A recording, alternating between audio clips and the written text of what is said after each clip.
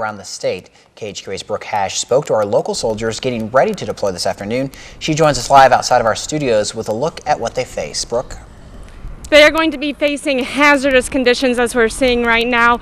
We've got a big problem with visibility. In most of the tri-state, some of the visibility is already at zero, so be very careful if you're getting out. As you can see, the wind is picking up. We're also seeing a lot of snow drifts just in Quincy alone. As Landon mentioned, we've gotten over 13 inches here just in Quincy. These snow drifts are 5-6 feet. In fact, our own Tegan Orpit kind of crashed into one along the highway because she couldn't see it earlier this evening. These are the type of conditions our National Guard will be facing. Basically, our mission today is we're going to help support the Illinois State Police.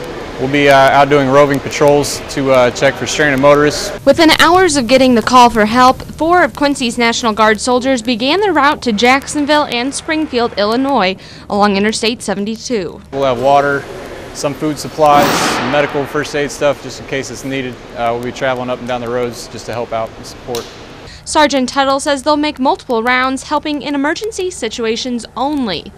We're actually not pulling people out unless it's an emergency situation. So if they get stuck, we'll help make arrangements to get them the help to get unstuck, but we're not pulling vehicles out unless it's an emergency. The best advice? I mean, people should stay off the roads. If it's serious enough to call on us to help, I would imagine they think it's going to be pretty bad out on the roads. So people need to stay off the roads as much as possible. I mean, we'll have help out there, but it's going to be limited, and we're still going to be hampered by road conditions as well.